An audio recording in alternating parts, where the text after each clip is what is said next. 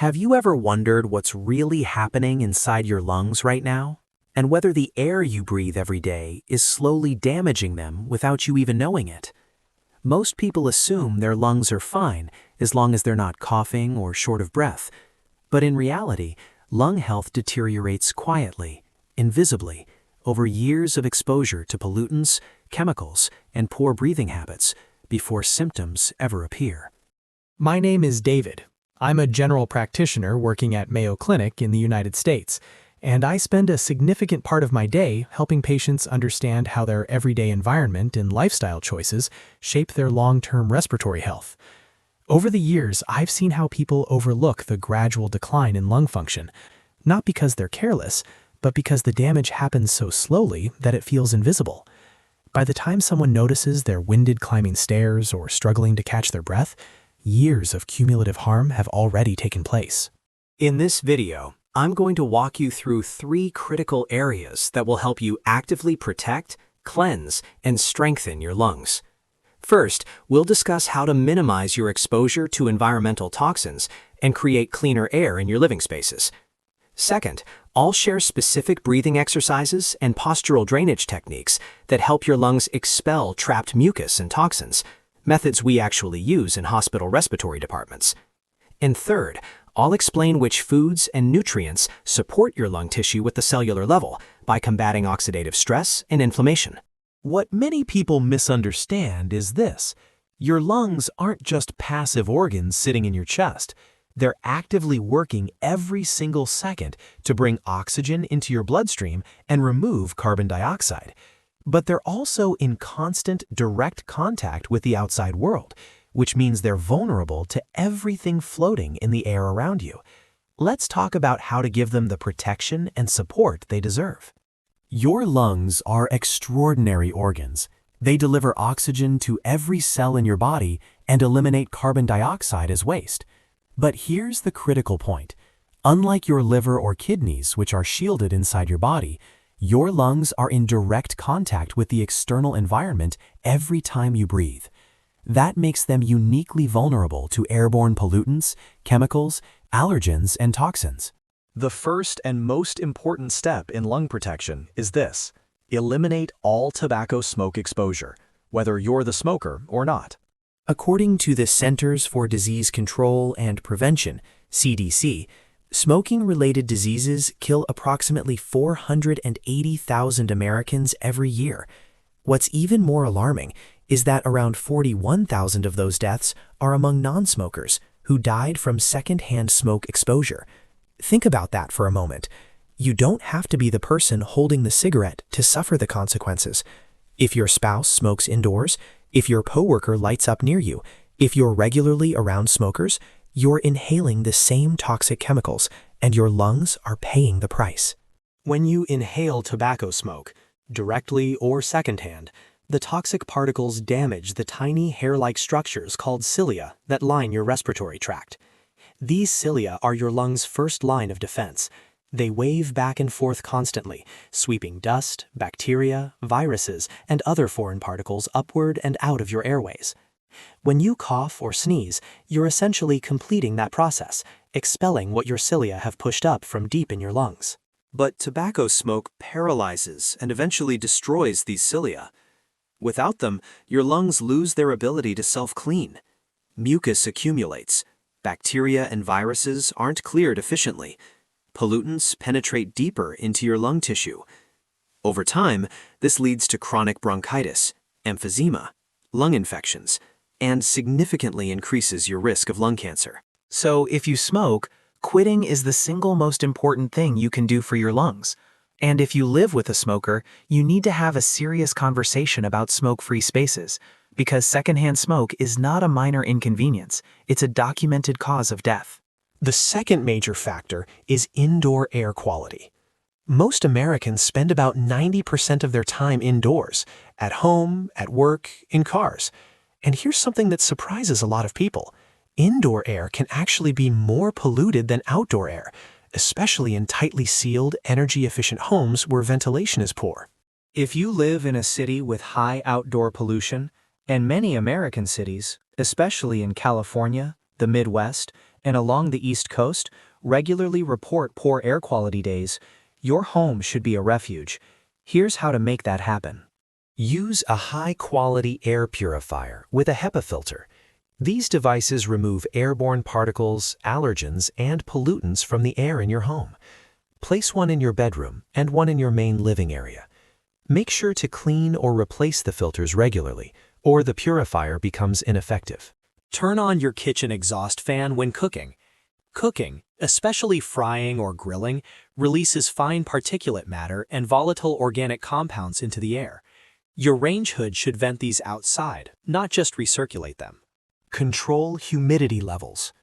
Damp, moldy environments promote the growth of mold spores, which can trigger allergic reactions and respiratory infections. Use a dehumidifier if necessary. Fix any leaks promptly, and ensure good ventilation in bathrooms and basements. Choose cleaning products carefully. Many conventional cleaning products contain harsh chemicals that release fumes irritating to the lungs. Opt for fragrance-free, plant-based, or naturally derived cleaners whenever possible. That fresh smell from chemical cleaners, it's often a sign of volatile organic compounds that you're inhaling. Add indoor plants. Certain plants, like Boston ferns and snake plants, can help filter indoor air naturally. While they won't replace a good air purifier, they contribute to a healthier indoor environment. If you live in a rural area with clean outdoor air, you're already ahead. But for those in urban or suburban environments, taking control of your indoor air quality is non-negotiable. Now, let's talk about something we actually use in hospital respiratory therapy departments: postural drainage techniques. These techniques are designed to help mucus and secretions drain out of different areas of your lungs using gravity and controlled breathing. Normally, mucus is constantly produced in your airways to trap dust and pathogens, and your cilia sweep it upward to be coughed out or swallowed. But when you have a respiratory infection, chronic bronchitis, or you've been exposed to heavy pollution, mucus can accumulate in the smaller airways and air sacs, alveoli, making it harder to breathe and increasing the risk of infection. Postural drainage helps move that mucus from deep in your lungs up into your larger airways, where you can cough it out more easily. You can do this at home with just a few pillows and a little time. Position 1. Lying flat with elevated hips. Lie flat on your back on the floor or a firm bed. Place 1 or 2 pillows under your hips and lower back so that your pelvis is elevated and your chest is lower than your hips. This creates a gentle downward slope from your lungs towards your throat. Now, breathe slowly and deeply through your nose. Hold for a moment, then exhale slowly through your mouth. And here's the key. Make your exhale twice as long as your inhale. For example, inhale for 4 seconds, exhale for 8 seconds. The combination of gravity and deep breathing helps loosen mucus in the lower parts of your lungs and encourages it to drain upward. Position 2. Side lying with elevated hip. Lie on your side and place a pillow under your hip so that your upper body is tilted slightly downward. Again, the goal is to use gravity to encourage mucus drainage from the lung on the elevated side. Breathe the same way. Slow, deep inhale through the nose. Long exhale through the mouth. Do this for 2 to 3 minutes on each side. Position 3. Lying face down with pillow under abdomen. Lie on your stomach and place a pillow under your abdomen, which will arch your back slightly. This position helps drain the back portions of your lungs. Use the same breathing technique for 2 to 3 minutes. The best times are in the morning, right after you wake up, because mucus accumulates overnight, and before bed, to clear your airways for better sleep. Avoid doing this right after eating, as it can trigger acid reflux. These techniques are especially helpful if you have chronic respiratory conditions, but even healthy individuals can benefit from occasional postural drainage, particularly if you live in a polluted area or have been exposed to dust or smoke. Physical activity benefits your lungs in 2 major ways.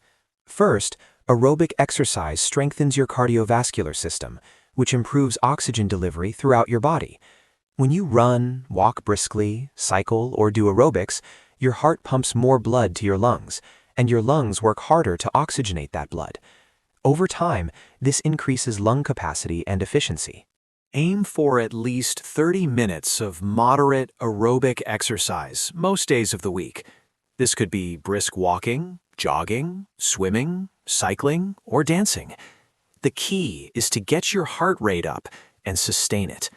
Not only does this improve lung function, but it also strengthens the muscles involved in breathing, making each breath more effective. Second, specific breathing exercises improve lung capacity and control. Let me introduce you to 2 techniques. This is simple but highly effective. Sit comfortably or stand upright. Inhale slowly through your nose for a count of 2. Then purse your lips as if you're about to whistle, and exhale slowly and gently through your mouth for a count of 4. This technique helps keep your airways open longer, reduces the work of breathing, and improves oxygen exchange. It's particularly helpful if you feel short of breath, or if you have conditions like COPD or asthma. Diaphragmatic breathing, or belly breathing, most people breathe shallowly, using only their chest muscles. Diaphragmatic breathing engages the diaphragm, the large muscle at the base of your lungs, to pull more air into the lower parts of your lungs. Sit or lie down comfortably. Place one hand on your chest and one on your abdomen. Inhale slowly through your nose, allowing your belly to rise while keeping your chest relatively still. Then exhale slowly through your mouth, feeling your belly fall. This technique increases the amount of oxygen reaching your bloodstream and strengthens your diaphragm, making breathing more efficient over time. Practice these breathing exercises for 5 to 10 minutes daily. They're particularly useful before bed to promote relaxation and better sleep. Your lungs, like every other organ in your body, are vulnerable to oxidative stress, damage caused by free radicals, which are unstable molecules produced by pollution, smoking, inflammation, and even normal metabolism. Antioxidants neutralize free radicals and protect your cells, including lung tissue. Studies, including research conducted in South Korea, have shown that people who drink 2 cups of green tea daily have better lung function compared to those who don't. Green tea is rich in polyphenols, powerful antioxidants that reduce inflammation and protect lung cells from damage. Brew your own green tea at home. Avoid the bottled, sweetened versions, which are loaded with sugar and lack the same antioxidant benefits. Vitamin D plays a crucial role in immune function and lung health. Low vitamin D levels have been linked to increased risk of respiratory infections and worse outcomes in conditions like asthma and COPD.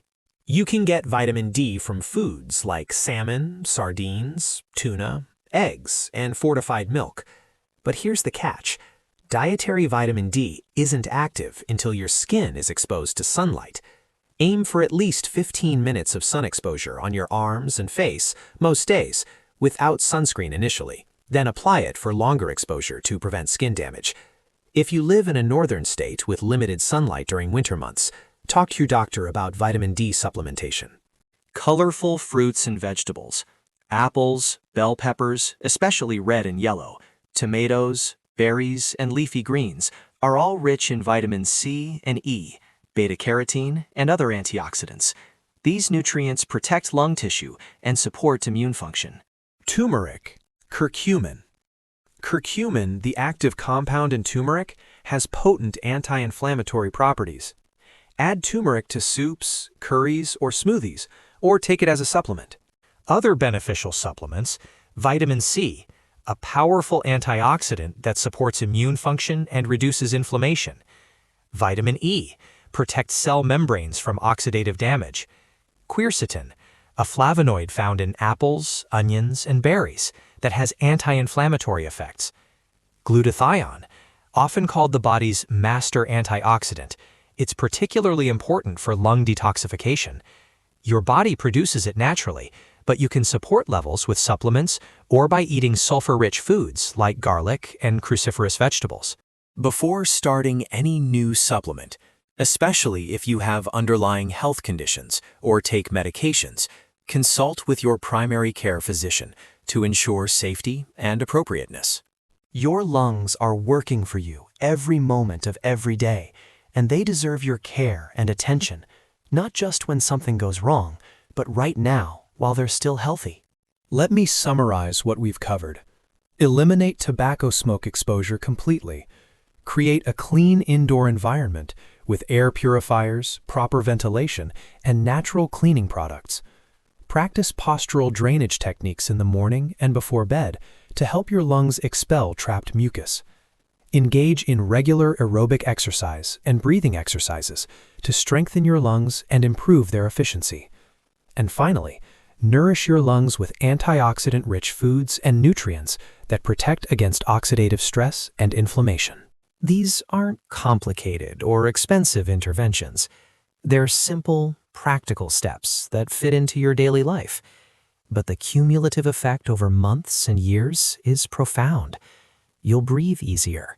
You'll have more energy. You'll reduce your risk of chronic lung disease, infections, and serious complications as you age.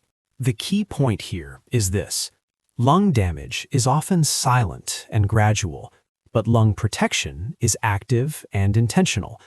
You have more control over your respiratory health than you might think.